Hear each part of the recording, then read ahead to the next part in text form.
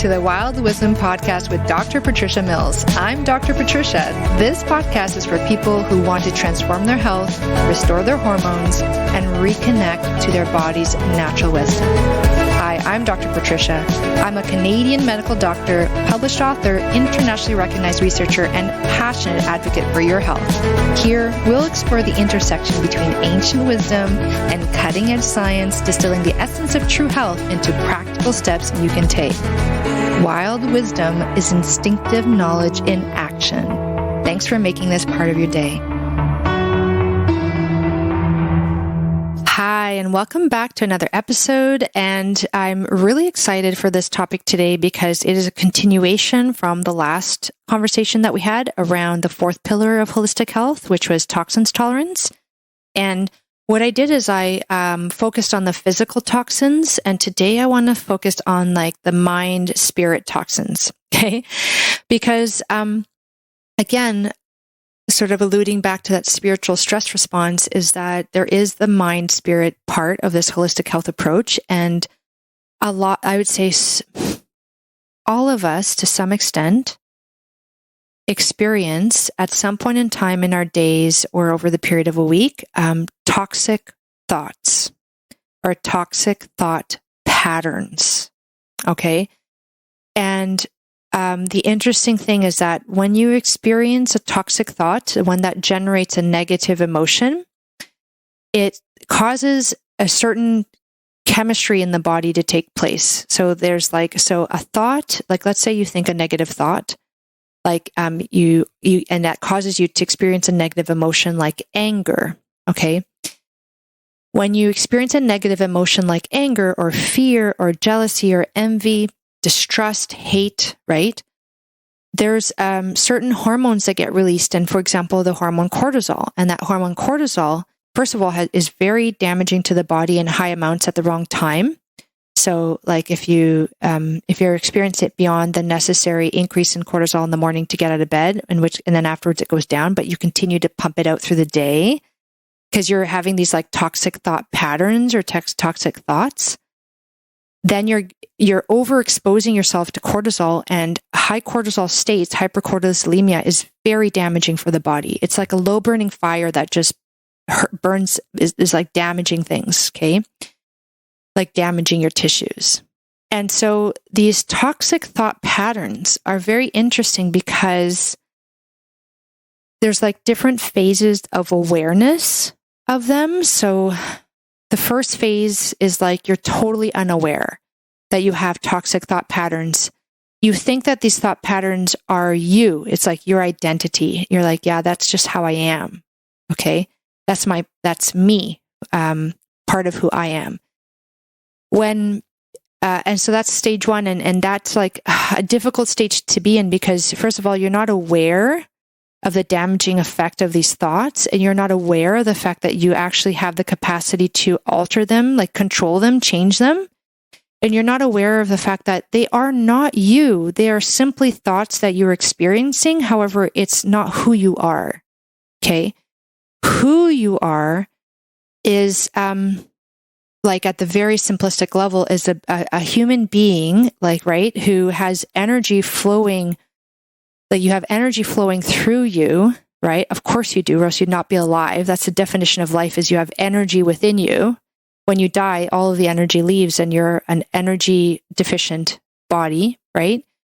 So you have energy flowing through you, and that energy is of the universe. Of course it is. Like, where else would it come from, right? We are made from materials of the universe, energy of the universe, okay? And so you are an energetic being created by the universe, created in the universe, if you want to, like, if you're uncomfortable with that concept. And so, and that energy is pure energy, right? And how you choose to use that energy is up to you. You can choose to place that energy towards toxic thought patterns, or you could choose to place that energy towards positive, building, exhilarating, expansive growth, loving thought patterns. And that phase one is that you're not aware that there's a choice. You're just like engaging in these habitual thought patterns that have developed since childbirth And so you think it's who you are, but it's not who you are. It's a personality that has been created over time. And the cool thing is you have a choice to change those thought patterns, and therefore you have a choice to change your personality, which is kind of crazy, because then you're like, well, then I'm no longer who I am. And I would say, well, let's say you take an alcoholic, right? And you take this alcoholic and they are belligerent, angry. The way they cope with life stress is by drinking alcohol. So their personality is one that developed from a young age. Different exposures causes this individual to reach for alcohol as a coping mechanism, right? That's their personality. Well, when a person is able to overcome their alcoholism, step aside from it, step away from it, they no longer use alcohol as a coping strategy. They have other things that they use instead, more healthful ways to cope, so that they're no longer alcoholic. That's a change in personality. That person had an essential change in personality, in a significant portion of their personality, wouldn't you say? And they're still them. Their essential energy, who they are, is still there. Like, they're alive. They still have that essential energy. They're choosing to use it in a different way. So now they have a different personality. And at the basis of that is a different choice around alcohol. And that has downstream effects on other aspects of their personality. So instead of being belligerent and short-tempered and irritable, even when they're not drunk, right? They become like even-tempered and calm and present and grateful, right? And even the 12-step process, like, if, Alcoholics Anonymous is really interesting, because part of that, embedded in that, is the understanding that in order to overcome alcoholism, there needs to be a change in the personality, which is really cool. And I have to say, like, let's say I am witness to my own personality change. Like, it's actually kind of incredible. And what's really interesting is that certain facets of your personality are easier to change than others. And bear with me while I speak about this, where it's like, I'm working, for example, on changing my personality with my kids, and I've gotten like X far with that, right? Like, being like, I think I've mentioned it before, but when I had my first child, it was like very distressful experience for me on many levels. Not his fault. It was just a completely overwhelming experience, physically, mentally, spiritually, all that stuff. I developed certain patterns of behavior that I wasn't happy with. I was very short-tempered, very irritable, very reactive. And I was like, you know what? I made a decision. I made a choice. So I developed an awareness that I was engaging in these like negative thought patterns and habits that I just wasn't enjoying. Like, I didn't like it. So I made so I went to the next step where I realized I had a choice, so phase 2, so to speak, of realizing you do have a choice. And then phase 3 is doing all of the work to try and consistently choose another way of thinking and behaving. And that's hard work, let me tell you. Oh my gosh, right? In the moment, it's really hard work. Like, when you think about it outside of the moment, you're like, of course I don't want to overreact. And of course I don't want to be short-tempered. And in the moment, it's like, boom, overreaction, right? And I continue to do the work. And I've gotten like to a certain point with that, right? And I can see there's more to be had in that space, that I can make further gains. And then there's the way that I am with my husband. And then there's the way that I am with my family.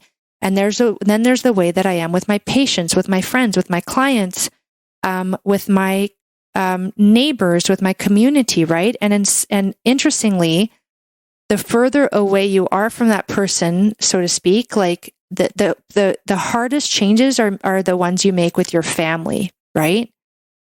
Why is that? Because they're people that you've developed thought patterns around since birth, and a lot of like our own personal development occurred with them around. And so they're kind of intricately meshed with the creation of that personality.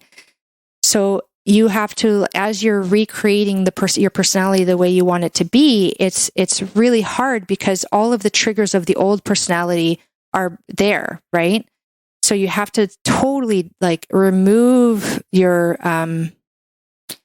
entwinement, like with the triggers, like your reactions and your thought patterns. You have to like detach them from those triggers, which is so hard, and it's constant work. And sometimes it's only after a conversation that I have with like a family member that I look back and I go, oh, I just fell into those old thought patterns and behaviors again, you know?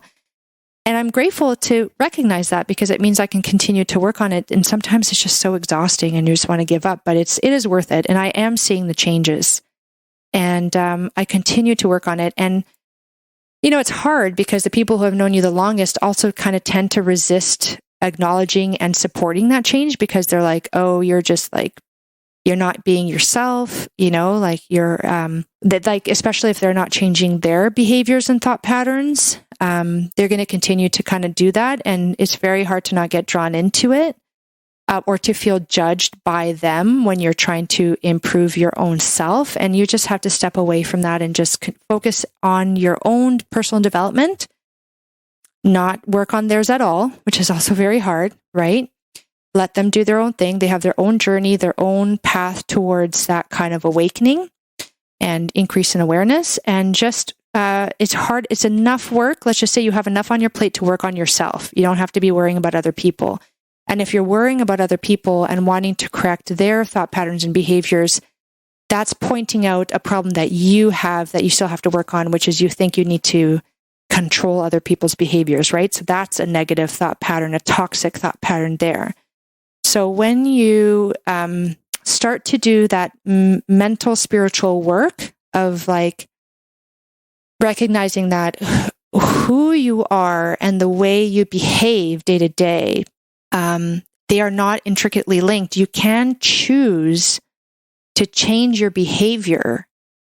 And I have some people that reach out to me and they say, you know, they want me to help them with their health condition. And I say, well, what is it that you would like me to help you with? And they're like, well, I know what I have to do. I just can't do it. You know, I know that I have a sugar addiction. I just can't stop eating it. I know I have a junk food addiction. I just can't stop eating that. And certainly part of it is, and actually a significant part of it is chemical. It's dysregulation of the sugar hormones. It's certain microbiomes like yeast love to eat sugar, and they'll kind of encourage you to keep doing that. It's like the toxicity, like messing up your own internal chemistry with the junk food, and your whole body gets confused, and now you don't have any way to regulate yourself. And the way that they create junk food is like basically to make you want to eat and eat and eat and not stop. So there is that part. However, there is also a significant part that has to do with our own toxic thoughts about ourselves, right? Like our lack of faith and trust in ourselves, our lack of self-worth, of believing that we are worthy of taking on these actions and doing this for ourselves, and taking the time. So investing the time and investing the money to change one's own life around, and yet being okay with investing the time and investing the money to do that for others. That is a huge issue right there, you know. And it's so interesting because when I started to go on my health journey, I realized I had to invest time and money on myself. And I took the money, I took the time, I invested it. And I remember, and I'm sure it was not intentional, but some comments that would come from my family, you know, about that. And I'm really proud of myself, actually. Like, I think that was my first, like, kind of few steps towards, like, self-actualization, was like, you know what? I'm going to do this for myself, okay? Because if I don't figure this out now, everyone is going to suffer in the future. Because I'm like the mama, right? I'm a linchpin in this family. Like, I need to be in good health to help other people. And now in retrospect, like, my husband is so grateful that I spent the time and the money. And he's like, oh my gosh, I'm just so glad you did that. You know, because look at you. You're like another person, physically, like health-wise, and also mentally, you know, like the way I deal with things, the way I deal with him, with my children, with the world. And it's much easier, as I said before, to be even tempered when your body's working properly, right? Like, you get irritable just from your body being inflamed. And that's not easy for people around you to deal with. And it makes it harder to commit to something like, like a personality, like working on your personality. Some people call it the ego. I'm calling it the personality, because I feel like that's a little bit more understandable, but they really mean the same thing. It's that voice in your head that has been created over time due to experiences in your life. And some of the core wounds that we experience as we grow is like, is a core wound of fear. So like fear of not enough money, not enough time, not enough love. And the core wound of lack of self-worth. Like I am not lovable, right? And I definitely and the thing is, I know most people have this because I had an absolutely amazing upbringing with my family. I truly so grateful. And I still develop those wounds. It's almost like they were meant to be developed so that we can learn how to heal them. And then we could teach our children. And then it becomes like a cultural thing to know how to do that. But we might be one of the, we're like the early generations of learning about how to actually identify and then fix this. But I truly I still catch myself bathing in toxic thoughts sometimes, and I have to make a huge mental effort to pull myself out of that thinking because it's heavy and sticky. It kind of pulls you down. It drags you down. And it's like this magnetism sometimes. And you almost don't want to let it go. You're like, no, I'm going to be righteously angry right now, And the thing is you behave that way, I guess, because it serves a purpose. You feel it makes you feel superior, like you're right and they're wrong. There's different reasons for that. But in the end, I guess what I'm saying is that it's never worth it. So learning how to replace toxic thoughts with positive ones like unconditional love, compassion, forgiveness, forgiving yourself for thinking toxic thoughts and acting in toxic ways, so that you can stop that in the future, right? You have to forgive yourself first. Recognizing what are your triggers. Like for me, my toxic thoughts are usually triggered by a sense of overwhelm. I just have so much on my plate. Even in and sometimes in the morning, we're getting ready for school and, the kids start acting up, or I perceive them as acting up when really they're just kids burning a lot of young energy, and I'm worried about being late. And then this toxic thought pattern starts to emerge, and I start to say things I don't want to be saying and behaving in ways I don't want to behave, right? And so my trigger was this perception of not enough time and a feeling of overwhelm. So those are my triggers. Other triggers I've identified for myself are feeling not respected or not heard. So for example, if I feel like my husband is not respecting an opinion that I have, that might trigger things for me, for example. And really just taking yourself away from the situation and looking at the bigger picture and just choosing to see that trigger and say, you know what, I'm going to choose to not let that trigger me because it's just a perception that I have. And even if it's true, it's not helpful for me to go down that road of thinking that way and behaving that way, right? Doesn't make me feel good, doesn't make the situation any better, doesn't make him change his behavior towards me. He's certainly not going to respect me more, right? And most of the time, it has nothing to do with him or whoever else it is. Sorry, my poor husband, I'm using him as an example. But again, it's usually with our closest loved ones that we have the most difficulty with in this domain, and when you can do the work there, when you can figure that out, everything else is relatively easy. It's easy to be on good behavior with people, with your neighbor on the street, right? Or the checkout, the person at the checkout, in the grocery store. That's easy because you have no history with them, emotional history with them, emotional triggers with them, right?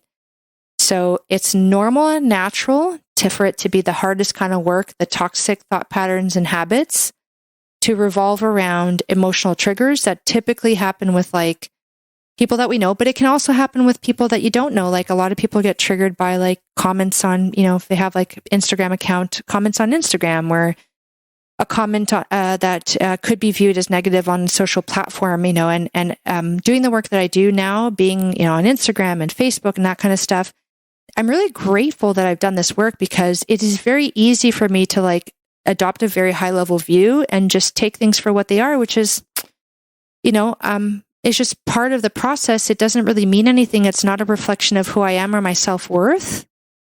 And not everything you say is going to land well for every person. Right. And as long as you know that you're doing your best and you're, consistently working on yourself, and you just love yourself for just showing up.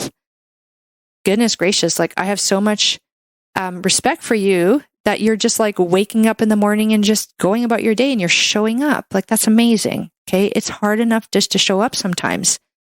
So when you then additionally choose to do the work to just be aware. And honestly, the awareness is huge, because when you become aware of these patterns, then you can start to like exert the choice, which is so awesome. Like, and you won't always make the right choice, and don't beat yourself up over that, please. Like, and I'm saying this like I'm talking to myself. Like, Patricia, don't beat yourself up for this behavior that you had or this thought that you had. Like, honey, it's okay. I love you. You're doing your best. You're doing great. You're showing up every day. You're aware of this. You're working on this. I'm so proud of you. I love you so much. That's the talk. That's the self-talk that you deserve. And sorry, I just got emotional there. I just had a little moment with myself. I hope you have those moments with yourself too. It's so, I just now got goosebumps going through my body. And that to me is like, I get that when I experience moments of truth. It's so healing. I just had a healing moment with myself. And I'm so glad I was able to show that and share that with you. You must have healing moments with yourself. And when you can have healing moments with yourself, it becomes easier to have healing moments with other people in your life. Sometimes you have to let go of toxic people, right? Sometimes there's no solution but letting go with loving kindness and graciousness, right? There's a way to let go of toxic people in your life that won't engender more toxicity. And learning how to do that is very key. Recognizing when you can transform and when you have to let go. Okay. And sometimes that toxic person, it is like the personality that you've developed over the years, and you have to let go of that toxic personality. And not every aspect of it. You don't throw the baby out with the bathwater. It's not like every part of my personality I developed since a child is bad. There's, I would say, like 85 to 90% of it was really great. And about 10 to 15% of it was just taking up way too much of my attention and my time, to the point where there were moments where I thought I was selfish, and I thought I was narcissistic, and I thought, I was lazy. And it's so interesting, because now I have this perspective that like, just I'm human. And, I was just like any child. Like, I wanted things for myself. I wasn't selfish. I just wanted things just like any other human being. There were things that I wanted. And that's normal, right? And, hopefully your parents teach you like the difference between wanting something and regulating that want so that it's in balance with other people's needs, right? And then and sometimes sometimes we accidentally hear things as children we're not supposed to, like, oh, you're being selfish, or things like that, and we take that in too deeply, and it becomes a part of our personality. And so sometimes you have to really be attentive to those toxic thoughts about yourself, and just kind of give them a name, and then let them go, and then just kind of relax into it, And like I said, just have those beautiful conversations with yourself. Talk to yourself as you would a very loved one. Like, think about the favorite person in the world that you absolutely love the most. And then how would you talk to them if they were going through a hard time or having difficult behavior? And then just use that same energy and that same language with yourself and say it out loud. I have to say, I just, having said that out loud with you and having those goosebumps and that experience, there is something about saying things out loud. When you hear your own voice, it goes through like a different neural circuit into your brain through the auditory nerves, and it hits like a different part of your brain. Like there's a part of the brain that originates the thought, and then there's a part of the brain that hears something, and there are different parts of the brain. And I think that there is something to be said for that kind of integration. So use every trick in the book is basically what I'm saying. And I will continue to share mine with you over time. And it's interesting because like I can't point at one single thing, or it wasn't one book or one podcast or one person that I follow that really has helped me develop this level of awareness over time. It's like many, many, many things, and you will find your own way. Like they will come to you once you become ready to receive them. I promise. Just stay open to it, but not such an open mind that your brain falls out. So I think this is like, I forget who says that, Groucho Marx or something. Marx, Groucho or something. I forget the person, but I thought that was pretty funny. Like, don't be gullible and naive, but, just take it in and incorporate what feels right for you, and then go to the next thing. And before you know it, you will be experiencing an essential change in certain aspects of your personality, and life overall will be better, and you will have like less toxic thoughts and toxic behaviors, and you will start to feel pretty darn amazing. That I can guarantee. So I hope you found this helpful. Hope you have a wonderful rest of your day, evening, or night, depending on when you catch this. Bye. Thank you for taking the time to listen to this podcast, Wild Wisdom with Dr. Patricia Mills. If you like this podcast, please take the time to like and subscribe, and please feel free to leave any comments and look below for the contact information if you want to connect with me directly. Thank you, and I hope you have a wonderful day, evening, or night. Hi everyone, I hope you enjoyed this episode. Just a reminder, this podcast is for educational purposes only. This podcast is not a substitute for a professional care doctor or other qualified medical professional. This podcast is provided with the understanding that it does not constitute medical or other professional advice or services. If you are looking for help in your journey, it is important that you seek out a qualified health practitioner. If you would like to work with Dr. Patricia for her expert health transformation guidance, please email her at info@drpatriciamills.com to book a discovery call. You can also find Dr. Patricia on Instagram at Dr. Patricia Mills and Facebook at Wild Wisdom for Women with Dr. Patricia Mills, MD. For access to all of Dr. Patricia's educational videos and more amazing perks, consider becoming a Patreon member.